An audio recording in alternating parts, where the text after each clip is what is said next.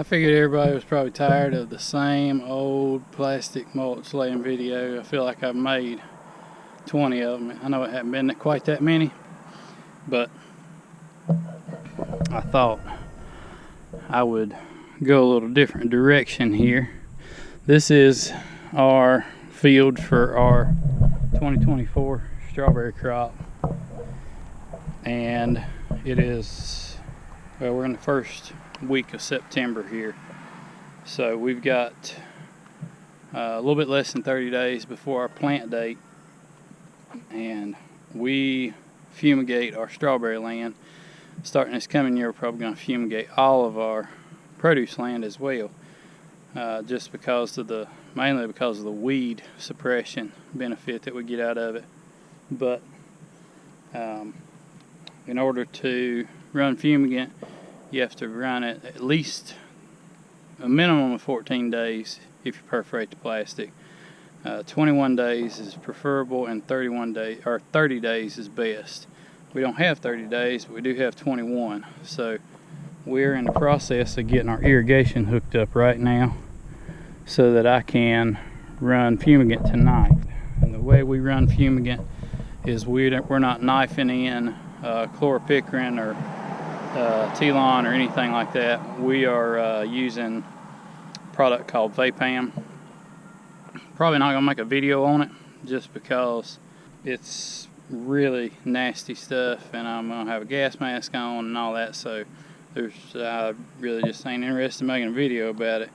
But we inject that through the drip just like we do, like if you've seen some other videos where I'm injecting fertilizer or some kind of chemical into the drip. We inject this Vapam, or Metam sodium, I believe it's called, into the drip, and when it mixes with water, it volatilizes, turns into a gas, and so it soaks the bed down, turns into a gas which will kill all of the weed seeds, all the nematodes, and all soil-borne fungi. So it's a pretty big deal. It's really beneficial. It's gone up quite a bit in price. I think the last price I got was like $8 or $9 a gallon. I've got some that I've had. I don't think I gave quite that much for it, but I think now you're looking at between $300 and $400 an acre by the time you figure the labor, because it takes a while to run it and time's not free. But for strawberries, well, for pretty much anything, when you figure the cost of pulling weeds and the cost of losing plants to nematodes and other things, it's well worth the money spent. So this is the way that we're hooking up irrigation as of lately. Used to use some blue lay flat. I have some white flex net with the screw-in fittings. It's okay. It's not my favorite. This stuff right here is pretty good stuff. This is called Oval Hose. I believe this is Netafim brand, and we are using this type of barbed fitting. So you just punch a hole in your poly hose right here, pop this fitting in, and we have the option with these of being able to turn each row on and off. So that'll be pretty nice, because down here at the end, this is going to be a field we're going to open up for U-pick, and down at the end we'll have some of Eden's flowers. So there's certain things that I don't need to run on flowers, and there might be something I need to run to flowers that I don't need to run to strawberries. So we'll be able to turn rows on and off. So that'll be pretty dang handy. Well, my GoPro did it again, which is not convenient because this phone is not real user friendly to film with from the rear camera without something to hold it with. I guess I'm gonna be buying a new GoPro. That's disappointing. But since I can't work and hold this phone, I'm fixing to put this, this is how I put all my hoses together all over the farm, is with these cam lock connectors. All of my risers, like this one, have got a male cam lock on them, and then I put female cam locks on all my hoses so I can hook and unhook different fields. So we're gonna get this whole thing hooked up here. Sometimes I struggle with getting things prioritized properly, but before my amigos go home for the day, we're gonna get this thing hooked up, turned on, leak check the whole shebang, make sure everything is just like it needs to be. I haven't spread my ryegrass yet. After we run this VAPAM, no, can't go back in the field for 5 days, so I gotta get my ryegrass spread tonight. But I want to get this whole shooting match leak checked before it gets dark on me, because the last thing we need is a leak between, right here is where the filters are going to set, where we're going to inject the VAPAM at. Last thing I need is a leak between here and the field, because we do not need a fumigant geyser spraying out on the ground between here and the field. So we're going to get everything connected, fire the pump off, and run just straight water obviously, and check over everything real close. Check all the ends of the drip tapes, all the row ends, every connection of the drip tape, make sure everything's good and sound, and then I'll be able to get my ryegrass spread before I start running fumigant.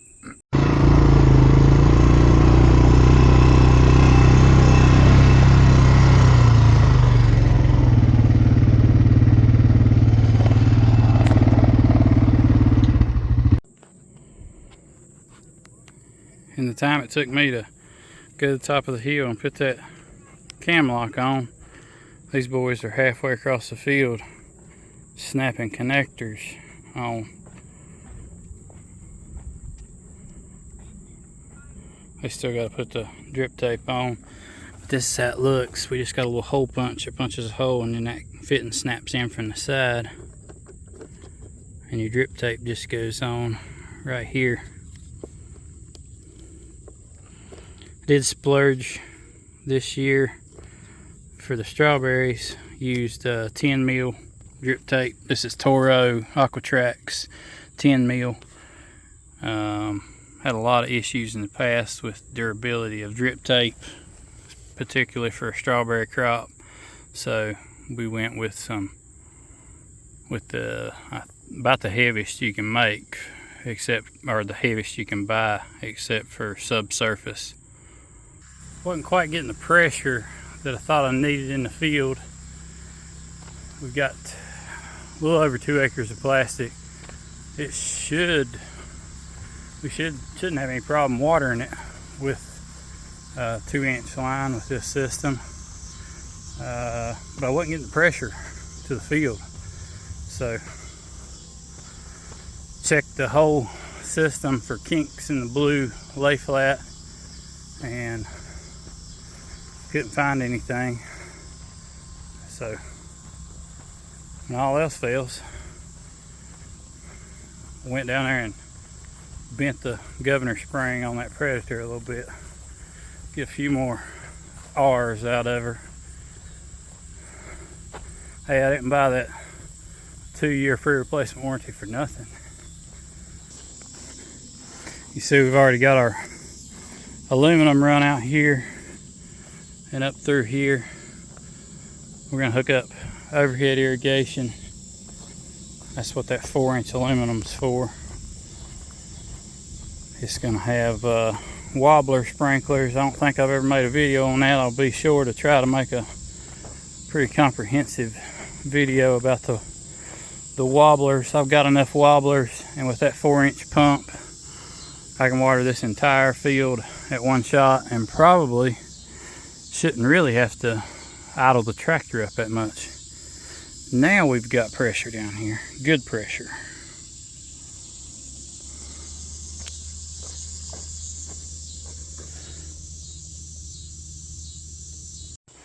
Yeah, now this is what it's supposed to look like. That oval hose is supposed to pump up round, not just lay there flat on the ground. Oh yeah, we got some good pressure on the system now. Anyhow, I got my system full. I'm gonna go move some stuff around, put some stuff away, and get ready to start running some fumigant. I appreciate you guys watching. Hopefully I did a decent job of covering the way that we hook up our drip irrigation. If you got any questions, drop them in the comments. Be happy to answer. See you next time.